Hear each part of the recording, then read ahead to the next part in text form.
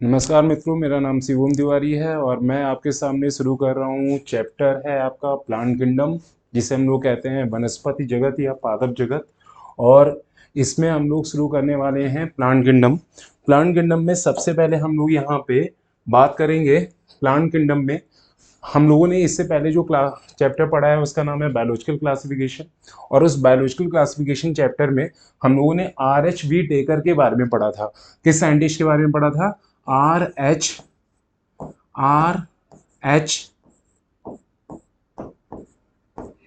We taker के बारे में पढ़ा था।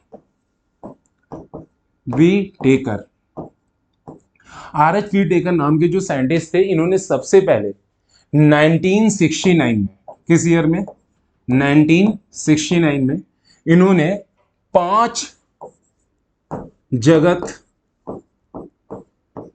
वर्गीकरण दिया था। क्या दिया था इन्होंने? 5 जगत वर्गीकरण, 5 किंगडम क्लासिफिकेशन दिया था। किसने दिया था? RHV टेकर ने। किस ईयर में दिया था? 1969 में। और याद रखिएगा कि 5 जगत क्लासिफिकेशन में इन्होंने 5 जगत बताए थे। कौन कौन से 5 जगत बताए थे? इनमें सबसे पहला जगत है, इसे कहते हैं मोनेरा। पहला जगत का नाम है मोनेरा। दूसरा जगत है आपका प्रोटिस्टा।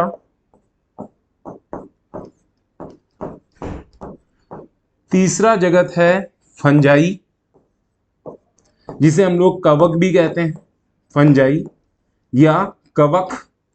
चौथा जगत है आपका प्लांटी या पादप जगत है, प्लांटी या पादप जगत कहते हैं इसे। और पांचवा जगत है आपका एनीमलिया। एनीमलिया जगत है, एनीमलिया। पांचवा जगत कौन सा है? एनीमलिया, एनीमलिया। तो 5 जगत हैं आपके। 5 जगत में सबसे पहला जगत है आपका मोनेरा, दूसरा प्रोडिस्टा, तीसरा कवक या फंजाई जगत है, चौथा पादप जगत या प्लांटी जगत है, और पांचवा प्राणी जगत या एनिमल जगत है। अब इसमें सबसे पहले हम लोग बात करेंगे मोनेरा की, है ना। तो मोनेरा कैसे होते हैं? मोनेरा ये एक कोशिकीय होते हैं, यूनिसेलर होते हैं। मोनेरा कैसे हैं? यूनिसेलर। प्रोटिस्टा भी कैसे होते हैं? यूनिसेलर होते हैं। याद रखिएगा फंजाई कैसा होता है?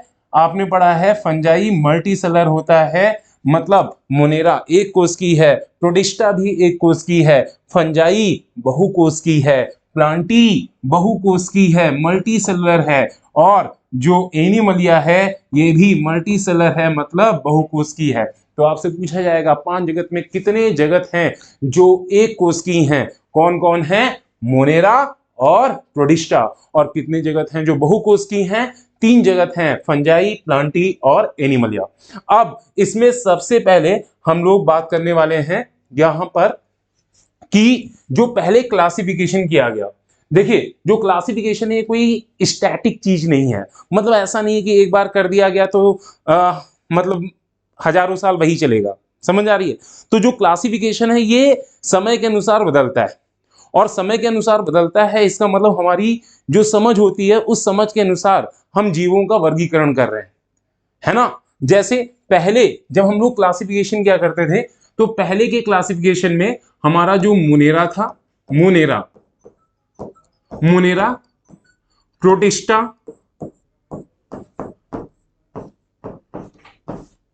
और फंजाई,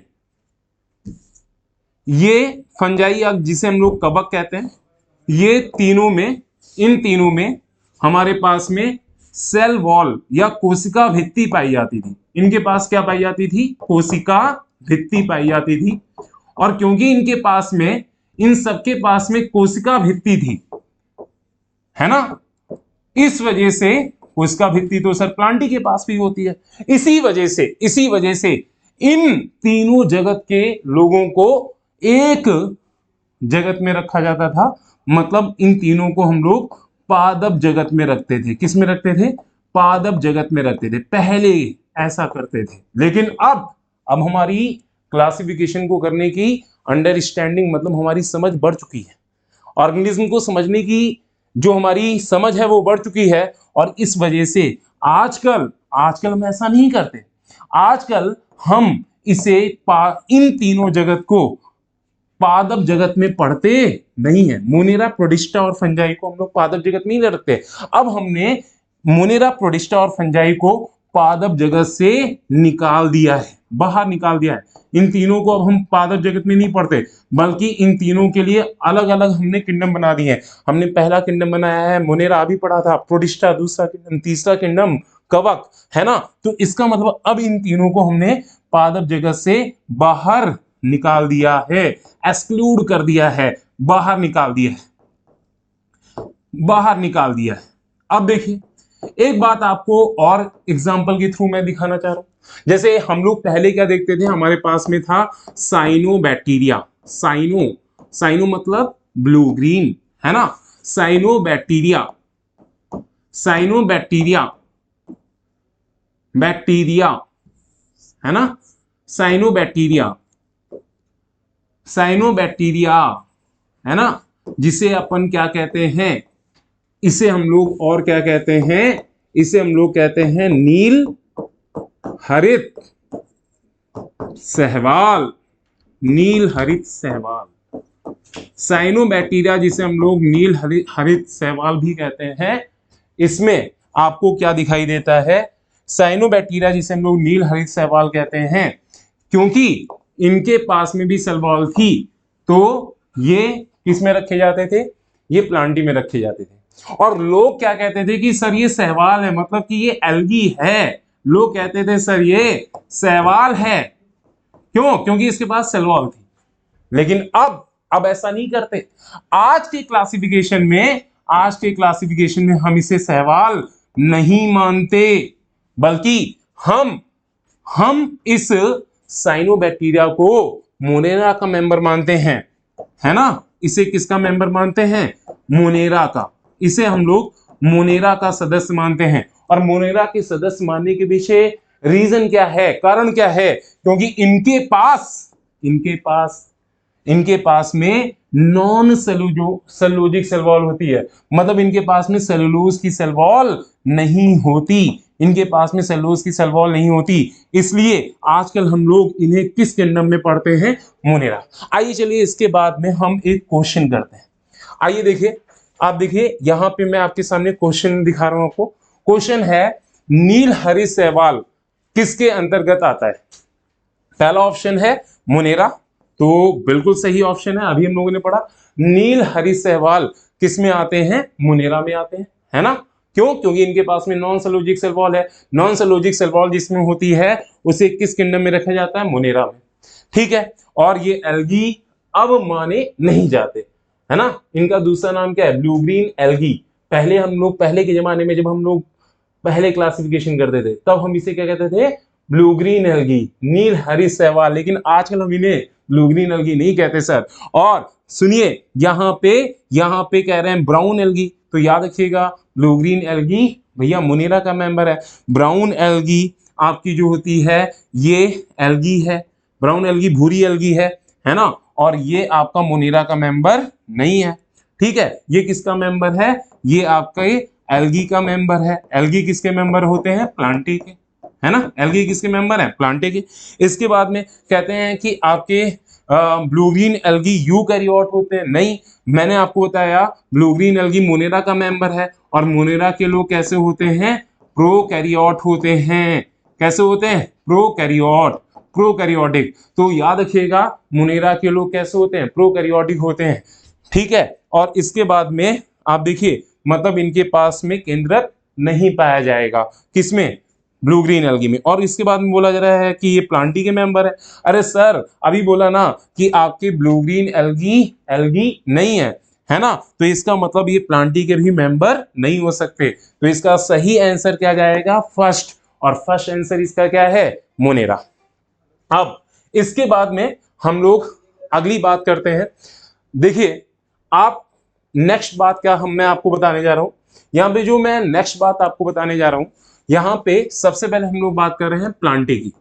तो अगर हम लोग प्लांटी की बात करें तो प्लांटी में 5 प्रकार के प्लांट आते हैं। 5 प्रकार के प्लांट प्लांटी में रखे जाते हैं। पहला प्लांट है शैवाल। पहला प्लांट कौन है, शैवाल। दूसरा प्लांट है आपका ब्रायोफाइट। कौन है? ब्रायोफाइट। ब्रायोफाइट है दूसरा प्लांट। कौन है? ब्रायोफाइट। तीसरा प्लांट है आपका टेरिडोफाइट।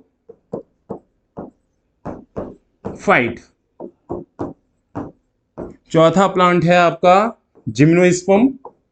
जिम्नोस्पर्म।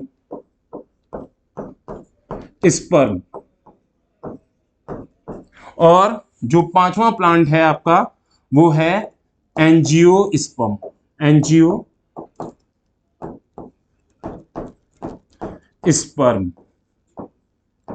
पांचवा प्लांट कौन है? एंजियोस्पर्म। तो याद रखिएगा प्लांटी में कितने मेंबर है? 5। पहला मेंबर कौन है? पहला मेंबर है आपका एल्गी। दूसरा मेंबर है आपका ब्रायोफाइट। दूसरा मेंबर कौन है? ब्रायोफाइट। तीसरा मेंबर कौन है? टेरिडोफाइट। चौथा मेंबर है जिम्नोस्पर्म और पांचवा मेंबर है एंजियोस्पर्म। अब इसके बाद में ध्यान दीजिए, कहते हैं यहां पर अगर मुझे पढ़ाना हो, है ना, तो मैं कहां से शुरू करूंगा भाई? मैं सबसे पहले यहां पे सहवाल से पढ़ाना शुरू कर दूंगा। लेकिन एनसीईआरटी लीक से हटके काम करती है। एनसीईआरटी कहां से शुरू करती है? यहां पे एनसीईआरटी शुरू करती है एंजियोस्पर्म से। एंजियोस्पर्म जिन्हें हम लोग पुष्पीय पौधे कहते हैं, मींस इन्हें हम लोग क्या कहते हैं? Flowering plant. ये क्या कहलाते हैं? फ्लावरिंग प्लांट, है ना, फ्लावरिंग प्लांट। तो सबसे पहले आपकी एनसीईआरटी आपको एंजियोस्पर्म का क्लासिफिकेशन बताती है। एंजियोस्पर्म के क्लासिफिकेशन के बारे में सबसे पहले एनसीईआरटी आपको बताती है। और अगर हम लोग एंजियोस्पर्म के क्लासिफिकेशन की बात करें, एंजियोस्पर्म के क्लासिफिकेशन की बात करें, तो ये जो एंजियोस्पर्म का क्लासिफिकेशन है, मतलब एंजियोस्पर्म का वर्गीकरण, ये 3 तरीके से किया जाता है।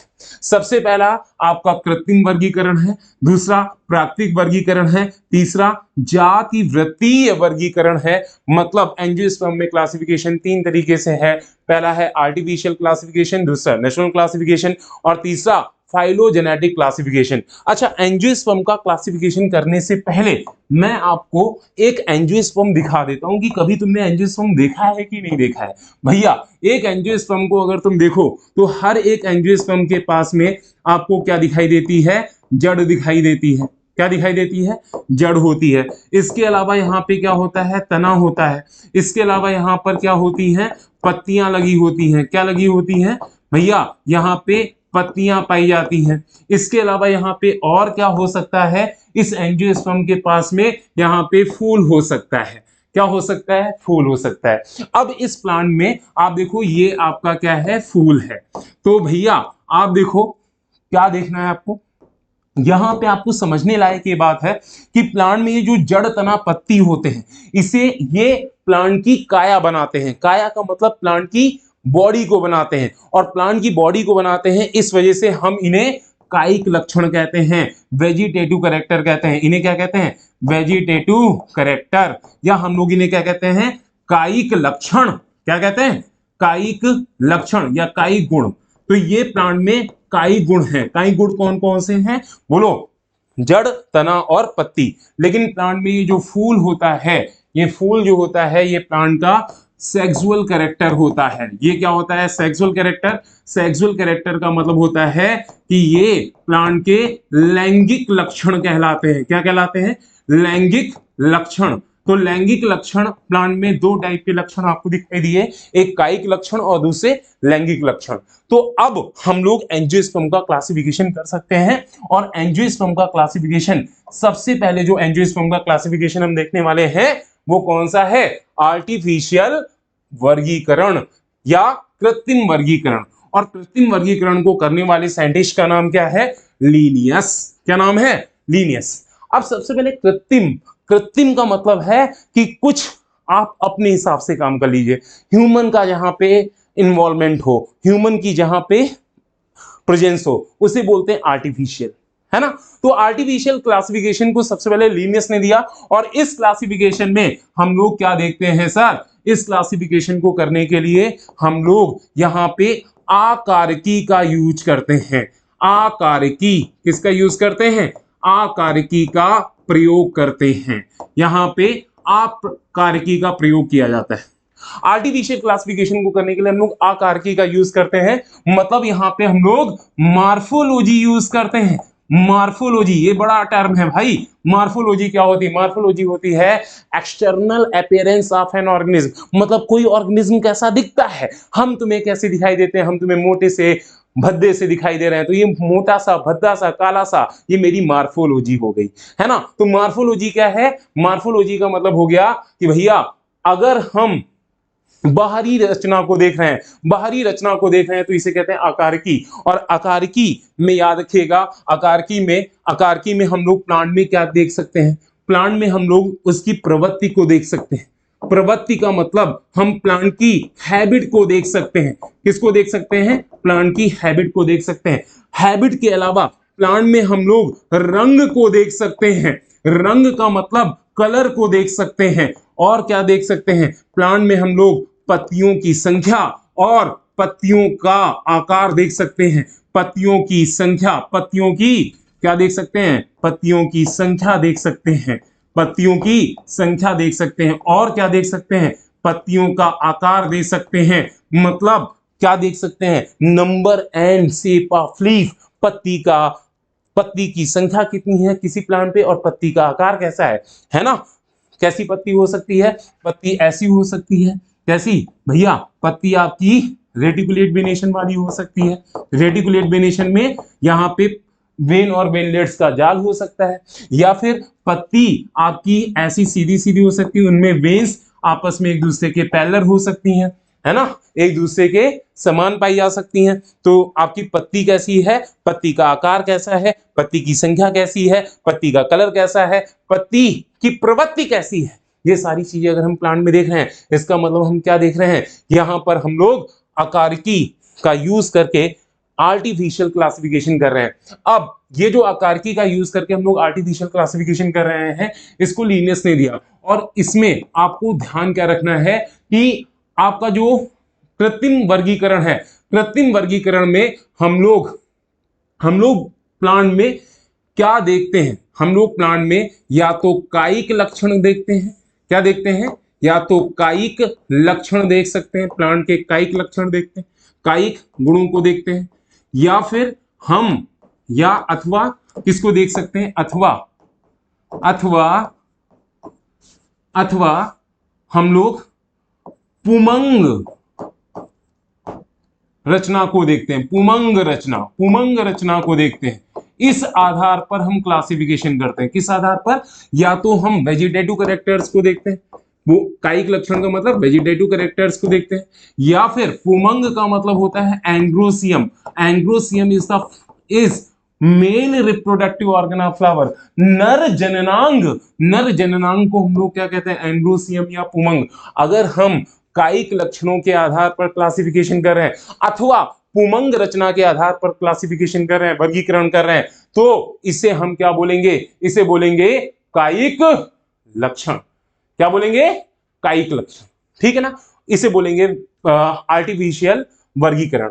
अब इसके साथ साथ में आप देखिए, आपको और क्या समझना है भाई? एक छोटी सी बात और समझिए कि ये जो क्लासिफिकेशन है, ये लीनियस ने किया। और ये लीनियस ने जो क्लासिफिकेशन किया, ये बहुत कम गुणों के आधार पे किया गया। कुछ कैरेक्टर को देख लिया गया, मतलब यहां पे कुछ गुणों के आधार पर क्लासिफिकेशन किया गया था। ये क्लासिफिकेशन केवल कुछ गुणों के आधार पर किया गया है ना। और इसलिए ये क्लासिफिकेशन अच्छा माना नहीं जाता। इस क्लासिफिकेशन में बहुत सारी कमियां पाई गई हैं। क्या पाई गई हैं? कमियां। तो इस क्लासिफिकेशन की कौन कौन सी कमी है, अब हम उसे डिस्कस करने वाले हैं, उसे हम आपके सामने रखने वाले हैं। देखिए, यहां पे सबसे पहले हम लोग पहली कमी की बात करेंगे। इस आपके आर्टिफिशियल क्लासिफिकेशन में क्या किया गया? इसमें इस वर्गीकरण में सबसे पहले तो यहां पर क्या किया गया?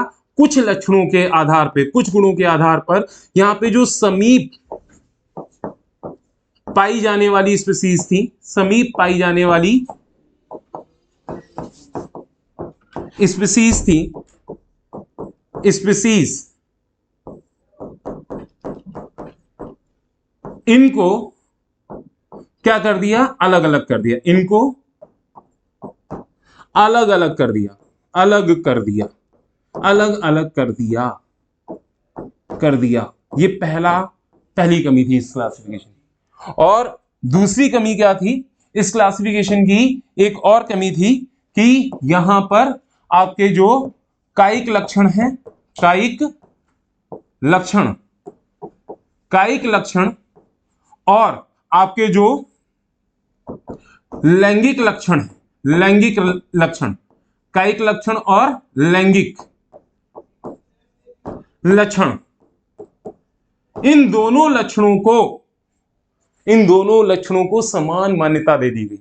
लेकिन आपको पता है ये जो कायिक लक्षण है ये आसानी से पर्यावरण से बदल जाते हैं। जैसे एक कानपुर में एक गमला रखो और एक गमला वहीं कोटा में जाके रखो, तो कानपुर की जो गमला होगा, कानपुर के गमले में पत्ती फ्लैट होगी, चपटी हुई होगी, लंबी सी बड़ी सी। लेकिन अगर कोटा की पत्ती देखोगे तो वो कैसी होगी? कोटा की पत्ती ऐसी चुनीली होगी, पतली सी सुई जैसी, है ना। तो भैया इसका मतलब ये हुआ कि यहां पे आप देख रहे हो कि प्लांट वही है लेकिन उसकी पत्ती का शेप बदल गया। मतलब यहां पे क्या हुआ? यहां पे पर्यावरण बदला तो कायिक लक्षण बदल गया। लेकिन अगर कानपुर में अगर उस प्लांट पे उस पौधे पर अगर लाल कलर का फूल निकल रहा है तो कोटा में भी लाल कलर का ही फूल निकलेगा। मतलब लैंगिक लक्षण बदलने वाला नहीं है ना। कौन सा लक्षण बदलेगा? कायिक लक्षण। कौन नहीं बदलेगा? लैंगिक लक्षण। इसका मतलब कायिक लक्षण पर्यावरण से आसानी से बदलते हैं, है ना। आपके जो कायिक लक्षण होते हैं वो आसानी से बदलते हैं, लेकिन लैंगिक लक्षण बदलते नहीं है ना। ठीक है, बात समझ में आई ना। तो यहां पर हम लोगों ने खत्म किया आर्टिफिशियल क्लासिफिकेशन। अब इसके बाद में अब हम लोग किसकी बात करने वाले हैं?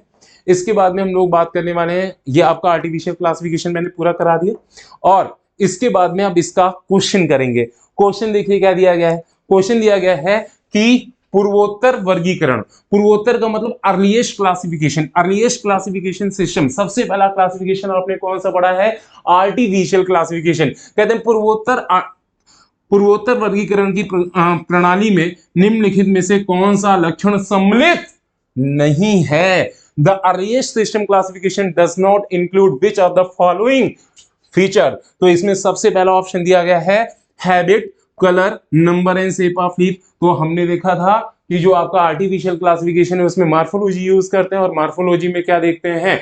मार्फोलॉजी में हम habit, colour, number and shape of leaf तो देखते ही है भाई। ठीक है, बात समझे ना। यहाँ पे habit, colour, number and shape of leaf देखते हैं। ठीक है, अब दूसरा क्या है? दूसरा ऑप्शन है आपका कि इसमें सकल आकार की पुमंग संरचना देखते हैं, मतलब ग्रास मार्फोलॉजी देखते हैं, और इसके साथ साथ में एंडोसियम स्ट्रक्चर देखते हैं। बिल्कुल सही बात है ना। यहाँ पे हम लोग एंडोसियम स्ट्रक्चर देखते हैं, ग्रास मार्फोलॉजी भी देखते हैं, तो ये दोनों ऑप्शन सही है। तीसरा क्या है? यहाँ पे हम लोग कायिक संरचना देखते हैं, मतलब वेजिटेटिव स्ट्रक्चर्स को देखते हैं, तो ये भी सही है। और चौथा बोला जा रहा है इसमें हम लोग पादप रसायन के बारे में देखते हैं। नहीं भाई, यहां पे हम लोग पादप रसायन के बारे में नहीं देखते। इसका मतलब इसका करेक्ट आंसर क्या जाएगा? फाइटोकेमिस्ट्री, पादप रसायन। तो यहां पर आप देखेंगे अर्लीस्ट क्लासिफिकेशन में किसको किसको नहीं रखा गया? फाइटोकेमिस्ट्री को रखा नहीं गया। किसको किसको रखा गया? Habit, colour, number and shape of leaf, gross morphology, एंडोसियम structure and vegetative structure. That's it. अब इसके बाद में जरा देखिएगा, इसके बाद में आपके पास में नेक्स्ट आता है आपका नेचुरल क्लासिफिकेशन, प्राकृतिक वर्गीकरण में हम क्या देखते हैं? यहां पर ये क्लासिफिकेशन को सबसे पहले बेंथम और हुकर नाम के साइंटिस्ट ने दिया, और प्राकृतिक वर्गीकरण में हम लोग क्या देखेंगे? प्राकृतिक वर्गीकरण में हम यहां पर क्या देखने वाले हैं? प्राकृतिक वर्गीकरण में हम लोग प्राकृतिक संबंध देखेंगे। प्राकृतिक संबंध ऑर्गेनिज्म जो है उनके बीच में प्राकृतिक संबंध क्या पाए जा रहे हैं? है ना। प्राकृतिक संबंधों के बारे में देखेंगे, मतलब हम ऑर्गेनिज्म के बीच में क्या देखेंगे, नेचुरल एफिनिटीज। क्या देखेंगे सर, नेचुरल एफिनिटीज को देखेंगे। नेचुरल एफिनिटीज की बेसिस पे जो क्लासिफिकेशन किया जाए उसे कहते हैं प्राकृतिक वर्गीकरण। मतलब भैया नेचुरल क्लासिफिकेशन को देने वाले साइंटिस्ट हैं बेंथम और हुकर। और इस क्लासिफिकेशन में याद रखिएगा, इस क्लासिफिकेशन में हम लोग क्या देखते हैं, इस क्लासिफिकेशन में हम लोग बाहरी संरचना देखते हैं, बाहरी रचना देखते हैं। क्या देखते हैं, इसमें हम लोग बाहरी रचना देखते हैं, बाहरी रचना देखते हैं। बाहरी रचना का मतलब हम इसमें क्या देखेंगे, इसमें हम लोग आकारिकी को देखेंगे। आकारिकी का मतलब इसमें हम लोग मार्फोलॉजी को देखेंगे। और इसके अलावा इसमें और क्या देखेंगे, इसमें हम भीतरी रचना को भी देखेंगे। भीतरी रचना को देखेंगे। भीतरी रचना का मतलब हम किसको देखेंगे, इंटरनल स्ट्रक्चर को। और इंटरनल स्ट्रक्चर में हम क्या क्या देख सकते हैं, देखिएगा इंटरनल स्ट्रक्चर में हम यहाँ पे किसको किसको देख सकते हैं। इंटरनल स्ट्रक्चर में हम यहाँ पे परारचना देख सकते हैं। क्या देख सकते हैं, परारचना मतलब कि अल्ट्रा स्ट्रक्चर। क्या देख सकते हैं, अल्ट्रा स्ट्रक्चर को देख सकते हैं, अल्ट्रा स्ट्रक्चर को देख सकते हैं। इसके अलावा हम लोग शारीर को देख सकते हैं। शारीर का मतलब क्या होता है भैया, आपकी एनाटॉमी देखी जा सकती है। क्या देखी जा सकती है, एनाटॉमी। एनाटॉमी का मतलब हम भैया बाहर से कैसे हैं, ये हमारी मार्फोलॉजी है। पेट फाड़ के हमारे अंदर देखिए क्या क्या है ना, स्टमक है, इंटेस्टाइन है, लीवर है, ये सारी चीजें देखिए। इसका मतलब क्या है, आप क्या देख रहे हैं, एनाटॉमी देख रहे हैं। इसके अलावा भीतरी रचना में और क्या देख सकते हैं, इसके अलावा भीतरी रचना में आप भ्रूण विज्ञान के बारे में देख सकते हैं। भ्रूण विज्ञान देख सकते हैं। भ्रूण विज्ञान का मतलब क्या होता है सर, भ्रूण विज्ञान एम्ब्रियोलॉजी। क्या, एम्ब्रियोलॉजी। एम्ब्रियो की स्टडी क्या कहलाती है, भ्रूण विज्ञान या एम्ब्रियोलॉजी। और इसके अलावा भीतरी रचना में आप क्या देखेंगे, इसके अलावा आप भीतरी रचना में देख सकते हैं भैया यहाँ पे पादप रसायन को देख सकते हैं, मतलब फाइटोकेमिस्ट्री देख सकते हैं। पादप रसायन किसको देख सकते हैं, पादप रसायन मींस किसको देखेंगे, फाइटोकेमिस्ट्री। किसको देखेंगे, फाइटोकेमिस्ट्री। तो यहाँ पे ये सारी चीजें देखी जा सकती हैं। तो आप देख रहे हैं कि प्राकृतिक वर्गीकरण को प्राकृतिक वर्गीकरण में बाहरी रचना देखते हैं, आकारिकी देखते हैं। केवल यहाँ पे मार्फोलॉजी नहीं देख रहे हैं, यहाँ पे आकारिकी के साथ साथ भीतरी रचना देख रहे हैं। भीतरी रचना में अल्ट्रा स्ट्रक्चर मतलब परारचना देख रहे हैं, शारीर को देख रहे हैं, एनाटॉमी को देख रहे हैं, भ्रूण विज्ञान को देख रहे हैं, एम्ब्रियोलॉजी को देख रहे हैं, और इसके अलावा पादप रसायन मतलब फाइटोकेमिस्ट्री को भी देख रहे हैं। और अब इसके बाद में नेक्स्ट बात करेंगे, नेक्स्ट जातिवृत्तीय वर्गीकरण। इसे सबसे पहले एंगलर और प्रंटल ने दिया था। एंगलर एंड प्रंटल, एंगलर और प्रंटल ने जातिवृत्तीय वर्गीकरण दिया। और जातिवृत्तीय वर्गीकरण में याद रखिएगा इसे किसने दिया था, एंगलर ने। एंगलर व प्रंटल, एंगलर व प्रंटल ने दिया। और फाइलोजेनेटिक क्लासिफिकेशन जो होता है, ये फाइलोजेनेटिक क्लासिफिकेशन याद रखिएगा, फाइलोजेनेटिक क्लासिफिकेशन ये जो होता है ना बच्चा, इसमें हम लोग क्या देखते हैं, इसमें हम लोग देखते हैं विकासीय संबंध को। यहां पे हम लोग विकासीय संबंध देखते हैं, विकासीय संबंध। यहां पे हम लोग विकासीय संबंध देखते हैं। मतलब ये जो क्लासिफिकेशन है, this classification is based on evolutionary relationship. किस पर बेस्ड होता है, इवोल्यूशनरी रिलेशनशिप पर। इवोल्यूशनरी रिलेशनशिप पर जो आपका क्लासिफिकेशन बेस्ड है उसे कहते हैं फाइलोजेनेटिक क्लासिफिकेशन। और याद रखिएगा ये जो क्लासिफिकेशन है, इस क्लासिफिकेशन में हम ऐसा मानते हैं, ऐसा एज्यूम करते हैं कि जो ऑर्गेनिज्म समान टेक्सा के होते हैं, समान टेक्सा वाले ऑर्गेनिज्म जो होते हैं, समान टेक्सा वाले ऑर्गेनिज्म में याद रखिएगा समान टेक्सा वाले ऑर्गेनिज्म के समान एंसेस्टर होते हैं। समान टेक्सा वाले ऑर्गेनिज्म में समान पूर्वज पाए जाएंगे। क्या पाए जाएंगे, समान पूर्वज। मतलब अगर ऑर्गेनिज्म में टैक्सा सेम है, सेम टैक्सा का अगर ऑर्गेनिज्म है, तो भैया इनके जो एंसिस्टर्स होंगे वो भी कैसे होंगे, कॉमन होंगे, कॉमन एंसिस्टर होंगे, है ना, सेम एंसिस्टर्स होंगे। बोलो कैसे एंसिस्टर्स होंगे, सेम एंसिस्टर, सेम एंसिस्टर्स होंगे। मतलब जैसे हम हैं तो हम ह्यूमन है, और आप भी क्या है, ह्यूमन है, तो हम दोनों के पूर्वज कौन है, एर्स, है ना। बचपन में हम लोगों ने क्या बोला था कि भैया हाँ, बंदर तेरा मामा, बिल्ली तेरी मौसी, कुत्ता तेरा यार, है ना। इसका मतलब क्या हो गया कि भैया जब हम कह रहे थे बंदर तेरा मामा, तो हम बता रहे थे तुम्हारी रिश्तेदारी बंदर के साथ भी है ना। बंदर क्या लगता है सर, मामा लगता है ना। बंदर मामा लगता है, इसका मतलब हमारी रिश्तेदारी हमारे पूर्वजों के साथ है, हमारे बंदर के साथ है। हमारे जो पूर्वज हैं वो कौन है, हमारे एंसेस्टर कौन माने जाते हैं, एर्स। क्लियर है ना। तो इसका मतलब ये फाइलोजेनेटिक क्लासिफिकेशन है। फाइलोजेनेटिक क्लासिफिकेशन में एक बात और इंपॉर्टेंट होती है कि फाइलोजेनेटिक क्लासिफिकेशन में हम लोग फॉसिल्स देखते हैं, जीवाश्म यहाँ पर बहुत महत्वपूर्ण महत्वपूर्ण भूमिका निभाते हैं। जीवाश्म, जीवाश्म जो होते हैं यहाँ पे महत्वपूर्ण महत्वपूर्ण महत्वपूर्ण भूमिका निभाते हैं, है ना। इनकी जीवाश्म की महत्वपूर्ण भूमिका होती है। मतलब आपके जो फॉसिल्स होते हैं इनका इंपॉर्टेंट रोल होता है, महत्वपूर्ण भूमिका होती है इनकी, है ना। महत्वपूर्ण भूमिका होती है। बताइए महत्वपूर्ण भूमिका किसकी है, फॉसिल्स की। ठीक, फॉसिल्स की क्या होती है, बहुत ही महत्वपूर्ण भूमिका होती है। कैसी भूमिका होती है, महत्वपूर्ण। ठीक, महत्वपूर्ण भूमिका, भूमिका, ठीक है, महत्वपूर्ण भूमिका। ठीक, तो याद रखिएगा आपके जो फाइलोजेनेटिक क्लासिफिकेशन है इसमें जीवाश्म मतलब आपके जो फॉसिल्स होते हैं इनमें इनकी बहुत ही इंपॉर्टेंट रोल होता है। अब इसके बाद में नेक्स्ट आपकी आती है फाइलोजेनेटिक क्लासिफिकेशन के बाद में नेक्स्ट स्लाइड है, इसमें क्वेश्चन दिया गया है। क्वेश्चन दिया गया है, if we want to know the evolutionary relationship between organism then which classification will resolve it. Hindi में पढ़ देते हैं, यदि हम जीवों के बीच में विकासीय संबंधों को जानना चाहते हैं तो कौन सा वर्गीकरण इसका समाधान करेगा।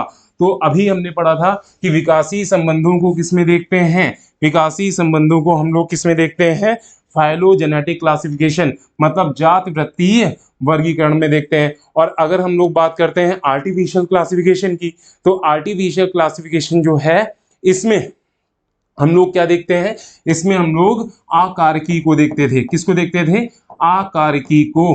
किसको देखते थे, आकारकी को। और इसके अलावा अगर हम लोग प्राकृतिक वर्गीकरण की बात करें तो हम यहाँ पे प्राकृतिक प्राकृतिक प्राकृतिक संबंध को देखते हैं। किसको देखते हैं, प्राकृतिक संबंध को। और अगर हम लोग साइटोटैक्सोनॉमी की बात करें, यह भी आपने पढ़ा नहीं है, बता देता हूं मैं। साइटोटैक्सोनॉमी में हम लोग कोशिका कोशिका में जो आपकी कोशिका के अंदर जो इंफॉर्मेशंस होती हैं उनकी बेसिस पे क्लासिफिकेशन करते हैं। मतलब साइटोलॉजिकल इंफॉर्मेशन की बेसिस पे क्लासिफिकेशन किया जाता है साइटोटैक्सोनॉमी में। ठीक है, तो आपका ये क्वेश्चन कंप्लीट हो गया। और अब इसके बाद में हम लोग शुरू करने वाले हैं टैक्सोनॉमी। क्या शुरू करेंगे, टैक्सोनॉमी। क्या शुरू करेंगे सर, टैक्सोनॉमी। टैक्सोनॉमी ये अलग सा वर्ड आ गया है, थोड़ा सा समझ लेते हैं टैक्सोनॉमी का मतलब क्या होता है। टैक्सोनॉमी का मतलब होता है कि हमारे पास में जितने भी जीवित जीव हैं, हमारे पास में जितने भी जीवित जीव हैं, अगर उन सारे जीवित जीवों में अगर हम उन सारे जीवित जीवों का क्या देख रहे हैं भैया, उनका नामकरण कर रहे हैं। क्या कर रहे हैं, नामकरण कर रहे हैं। नामकरण कर रहे हैं मतलब नॉमेनक्लेचर कर रहे हैं।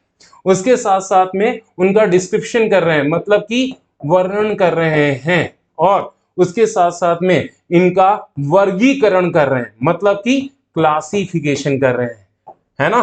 तो हम इसे क्या कहते हैं, टैक्सोनॉमी कहते हैं। तो टैक्सोनॉमी में क्या क्या करते हैं भैया, टैक्सोनॉमी में हम लोग नॉमेनक्लेचर करेंगे। क्या करेंगे, नॉमेनक्लेचर। उसके साथ साथ में डिस्क्रिप्शन करेंगे। क्या करेंगे, डिस्क्रिप्शन। और उसके साथ साथ में हम क्या करेंगे, इसमें हम लोग क्लासिफिकेशन करेंगे। बोलो क्या करेंगे, क्लासिफिकेशन। क्या करेंगे, क्लासिफिकेशन। तो आप टैक्सोनॉमी में तीन चीजें करते हैं, नॉमेनक्लेचर, डिस्क्रिप्शन एंड क्लासिफिकेशन। और ये तीनों चीजें इसमें की जाए वो टैक्सोनॉमी है। टैक्सोनॉमी में आपकी 3 टाइप की टैक्सोनॉमी आप पढ़ेंगे। सबसे पहले आप पढ़ेंगे न्यूमेरिकल टैक्सोनॉमी, संख्यात्मक वर्ग की, या इसी को हम लोग फेनेटिक्स भी कहते हैं। क्या कहते हैं? फेनेटिक्स। इसी को क्या कहते हैं? फेनेटिक्स। न्यूमेरिकल टैक्सोनॉमी का दूसरा नाम क्या है? फेनेटिक्स। फेनेटिक्स या संख्यात्मक वर्ग की। दूसरा आपका जो टैक्सोनॉमी है इसे हम लोग कीमो साइटो टैक्सोनॉमी कहते हैं, कोशिका वर्ग की, या इसी को हम लोग कहते हैं कैरियोटैक्सोनॉमी। कैरियोटैक्सोनॉमी। और तीसरी जो टैक्सोनॉमी हम लोग पढ़ेंगे वो है आपकी, आई एम सॉरी, हाँ सही है, साइटोटैक्सोनॉमी का दूसरा नाम क्या है? बोलो। कैरियोटैक्सोनॉमी एंड कीमोटैक्सोनॉमी। कीमोटैक्सोनॉमी ये इसका कोई दूसरा नाम नहीं है। तो आपके पास टैक्सोनॉमी कितने टाइप की हैं? टैक्सोनॉमी आपके पास में 3 टाइप की है। सबसे पहले टैक्सोनॉमी है न्यूमेरिकल टैक्सोनॉमी, दूसरी आपकी साइटोटैक्सोनॉमी है, तीसरी आपकी कीमोटैक्सोनॉमी है। सबसे पहले हम लोग बात करने जा रहे हैं यहाँ पर, सबसे पहले हम लोग बात करने जा रहे हैं न्यूमेरिकल टैक्सोनॉमी की, जिसे हम लोग सांख्यिकी वर्ग की, संख्यात्मक वर्ग की कहते हैं या फेनेटिक्स कहते हैं। याद रखिएगा, संख्यात्मक वर्ग की या जिसे हम लोग फेनेटिक्स कह रहे हैं, ये टैक्सोनॉमी आपके सारे ऑब्जर्वेबल कैरेक्टर्स की बेसिस पे की जाती है।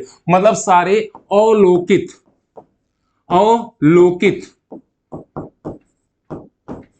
गुणों के आधार पर की जाती है।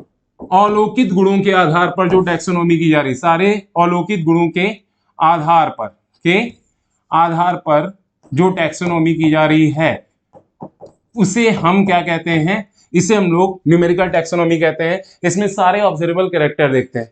अब इसके साथ साथ में आपको एक बात और बताई गई है कि न्यूमेरिकल टैक्सोनॉमी, इसमें हम लोग कंप्यूटर का यूज करते हैं। यहाँ पे हम लोग कंप्यूटर प्रयोग में लाते हैं। क्या लाते हैं? कंप्यूटर। यहाँ पे कंप्यूटर का प्रयोग करते हैं, कंप्यूटर का प्रयोग करेंगे। यहाँ पे हम लोग कंप्यूटर का प्रयोग करेंगे। और तीसरी बात आपको क्या जाननी है कि न्यूमेरिकल टैक्सोनॉमी में जितने भी कैरेक्टर होते हैं, सारे गुणों को, जो भी कैरेक्टर, सारे अलौकिक गुणों को, सारे गुणों को हम समान वरीयता देंगे। समान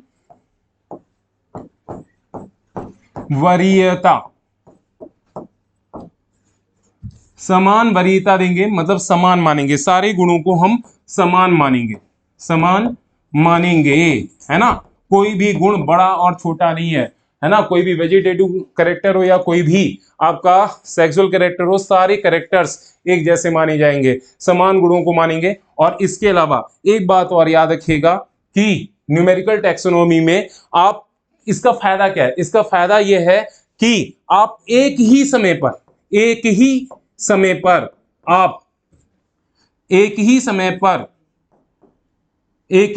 पर आप 100 से ज्यादा लक्षणों को एक साथ पढ़ सकते हैं। हंड्रेड्स ऑफ लक्षण, है ना। 100 से ज्यादा कैरेक्टर, 100 से ज्यादा लक्षणों को एक साथ पढ़ सकते हैं। ये इस क्लासिफिकेशन की सबसे बड़ी बात है, पढ़ सकते हैं। तो इस क्लासिफिकेशन में सबसे पहले आप देखेंगे सारे ऑब्जर्वेबल कैरेक्टर्स को देखते हैं। इस क्लासिफिकेशन में कंप्यूटर का यूज करते हैं। इस क्लासिफिकेशन में सारे गुणों को समान वरीयता दी जाती है। और यहां पर एक ही टाइम पर हंड्रेड्स, मतलब 100, सैकड़ों कैरेक्टर्स को एक साथ पढ़ सकते हैं। इसे कहते हैं न्यूमेरिकल टैक्सोनॉमी। अब इस न्यूमेरिकल टैक्सोनॉमी के बाद में नेक्स्ट आपकी टैक्सोनॉमी आती है, इसे कहते हैं हम लोग साइटोटैक्सोनॉमी। क्या कहते हैं? साइटोटैक्सोनॉमी, या इसी कहते हैं कोशिका वर्ग की। तो याद रखिएगा, कोशिका वर्ग की में हम लोग कोशिका विज्ञान के आधार पर, कोशिका विज्ञान के आधार पर क्लासिफिकेशन करते हैं। कोशिका विज्ञान के आधार पर क्लासिफिकेशन करते हैं। और इस कोशिका विज्ञान में क्या क्या देख सकते हैं? कहते हैं कोशिका विज्ञान में हम यहाँ पे कोशिका के अंदर, सेल के अंदर हम क्या देखेंगे? यहाँ पे क्रोमोसोम का स्ट्रक्चर देखेंगे, क्रोमोसोम का स्ट्रक्चर मतलब क्रोमोसोम की रचना देख सकते हैं। इसके अलावा हम यहाँ पे क्रोमोसोम का नंबर देख सकते हैं, क्रोमोसोम का नंबर देख सकते हैं। यहाँ पे क्या देख सकते हैं? क्रोमोसोम का नंबर। याद रखिएगा, इसमें हम लोग क्या देख सकते हैं, क्रोमोसोम का नंबर। और इसके अलावा हम यहाँ पे क्रोमोसोम का बिहेवियर देख सकते हैं। क्रोमोसोम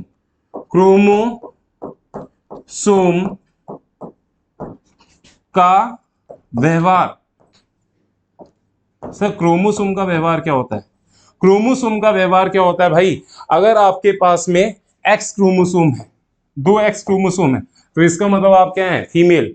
लेकिन अगर आपके पास में एक एक्स है दूसरा वाई है, तो इसका मतलब आप क्या है, मेल है। इसका मतलब एक्स क्रोमोसोम किसको प्रेजेंट कर रहा है? एक्स क्रोमोसोम का मतलब फीमेल, और भैया वाई क्रोमोसोम का मतलब मेल। तो यहाँ पे ये क्रोमोसोम का व्यवहार हो गया। क्रोमोसोम की रचना का मतलब क्या हो गया? आप पढ़ते हैं मेटासेंट्रिक क्रोमोसोम होता है, टीलोसेंट्रिक क्रोमोसोम होता है, एक्रोसेंट्रिक क्रोमोसोम होता है, एसेंट्रिक क्रोमोसोम होता है। और अगर हम लोग क्रोमोसोम की नंबर की बात करें तो ह्यूमन के पास में 46 क्रोमोसोम होते हैं, हाउस फ्लाई के पास में आप जानते हैं 6 क्रोमोसोम होते हैं, है ना, हैप्लॉइड में।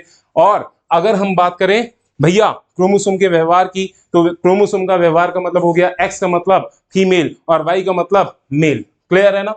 तो यहाँ पे हम लोग क्या देख रहे हैं, साइटोटैक्सोनॉमी या कैरियोटैक्सोनॉमी में हम लोग कोशिका विज्ञान के आधार पर हम क्लासिफिकेशन कर रहे हैं, इसे कहते हैं cytotaxonomy. And next is our भाई साहब, नेक्स्ट आपकी कौन सी है, कीमोटैक्सोनॉमी। इसे कहते हैं रसायन वर्गीकी। तो रसायन वर्गीकी में हम लोग पादप में पाए जाने वाले पादप रसायनों के आधार पर यहां पे क्लासिफिकेशन करते हैं। पादप रसायनों के आधार पर जो टैक्सोनॉमी की जाती है, पादप रसायन के आधार पर जो टैक्सोनॉमी करते हैं उन्हें कहते हैं कीमोटैक्सोनॉमी। इसका एक बहुत बढ़िया एग्जांपल दिया गया है आपकी एनसीईआरटी में, 12th एनसीईआरटी में। एक आपने प्लांट पढ़ा है जिसका नाम है रॉल्फिया वोमिटोरिया, जो पाया जाता है हिमालय रीजन में। हिमालय रीजन में पाया जाने वाला रॉल्फिया वोमिटोरिया, ये इसमें एक केमिकल होता है जिसका नाम होता है रेजर पाइन। क्या नाम होता है? केमिकल का नाम है रेजर पाइन। क्या नाम है सर? Razor pine. ये जो रेजर पाइन नाम का जो केमिकल होता है, रेजर पाइन नाम का जो केमिकल होता है, ये रॉल्फिया वोमिटोरिया से मिलता है। और ये रेजर पाइन जो अलग अलग प्रकार के, जो different region of Himalaya region में जो अलग अलग प्रकार के रॉल्फिया वोमिटोरिया के प्लांट पाए जा रहे हैं, उनमें इस रेजर पाइन का कंसंट्रेशन, मतलब इसकी सांद्रता और भाई इसकी कंसंट्रेशन और जो इसकी पोटेंसी होती है, इसके काम करने की क्षमता, ये हर एक रेजर पाइन की अलग अलग होती है ना। तो इसका मतलब क्या हो गया, आप यहाँ पे क्लासिफिकेशन रॉल्फिया वोमिटोरिया के किस हिसाब से करेंगे, इसका आप क्लासिफिकेशन करेंगे, आप रसायन की बेसिस पे, केमिकल की बेसिस पे क्लासिफिकेशन करेंगे। और केमिकल की बेसिस पे किया गया क्लासिफिकेशन क्या कहलाता है, बोलो? कीमोटैक्सोनॉमी। क्या कहलाता है? कीमोटैक्सोनॉमी। क्लियर है? चलिए आज के लिए इतना ही, धन्यवाद।